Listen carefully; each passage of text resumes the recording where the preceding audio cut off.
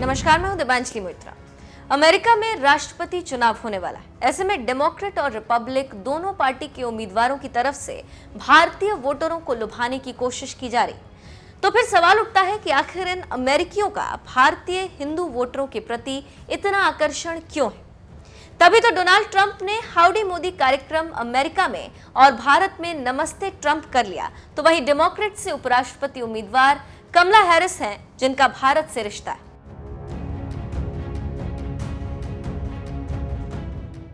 इतना ही नहीं, अमेरिका में राष्ट्रपति पद की दौड़ में शामिल डेमोक्रेट पार्टी के उम्मीदवार जो बाइडेन ने कमला हैरिस के संघर्ष को लेकर एक वीडियो भी डाला। As a child of immigrants, she knows personally how immigrant families enrich our country, as well as the challenges of what it means to grow up Black and Indian American in the United States of America. Her story is America's story, different from mine in many particulars, but also not so different in the essentials. She's worked hard. She's never backed down from a challenge. And she has earned each and every of the accolades and achievements that she has gained, many of them often in the face of obstacles that others put in her way, but never quit. And this morning, all across the nation, little girls woke up, especially little black and brown girls, who so often feel overlooked and undervalued in their communities.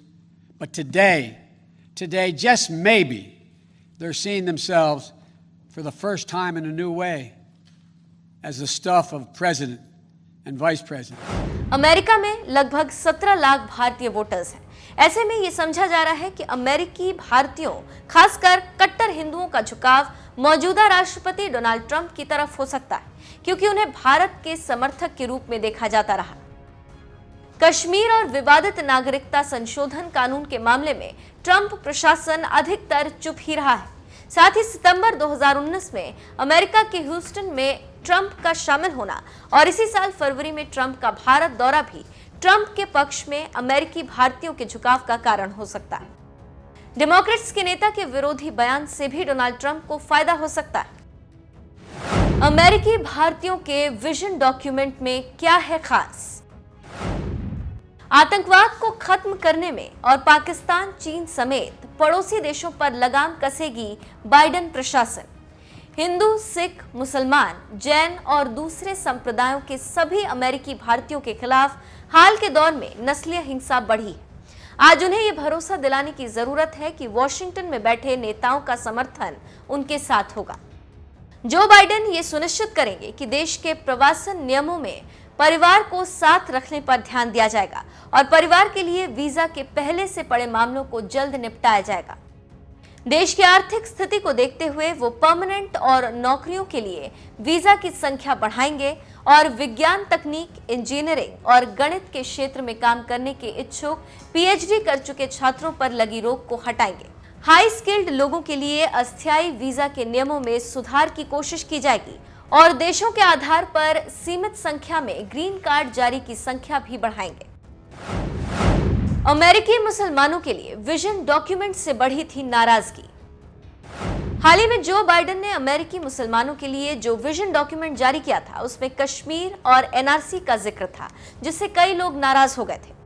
कई लोग इस चुनावी दस्तावेज को कश्मीर के मुद्दे पर कमला Harris के बयानों के साथ जोड़कर देख रहे हैं। विजन डॉक्यूमेंट में जो बाइडेन ने कहा था, भारत सरकार को ऐसे सभी कदम उठाने चाहिए जिससे कश्मीर में रहने वालों के अधिकारों को बहाल किया जा सके। शांतिपूर्ण विरोध पर पाबंदी, इंटरनेट बंद करने या धीमा करने जैसे कदम उठाकर विरोध करने पर पाबंदियां लगाने पर गणतंत्र कमजोर होता है। जम्मू कश्मीर से धारा 370 हटाए जाने और उसके बाद लगे प्रतिबंधों को लेकर कमला हैरिस का रुख भारत सरकार के विपरीत रहा है। ऐसे में वो अब भारत से लगातार रिश्ते बता रही है। ट्विटर पर अपनी मां की तस्वीरें डालकर लोगों को अपने पक्ष में करने की कोशिश कर रही। इतना ही नहीं, बाइडेन के चुनाव अभियान के अनुसार अमेरिका में करीब 13.1 लाख ऐसे अमेरिकी भारतीय वोटर हैं जिनका रुझान 8 चुनाव क्षेत्रों में निर्णायक साबित हो सकता है। ऐसे में बाइडेन के चुनावी अभियान में कश्मीर और एनआरसी के जिक्र के बाद अब अमेरिकी भारतीयों को अधिक तवज्जो दी जा रही।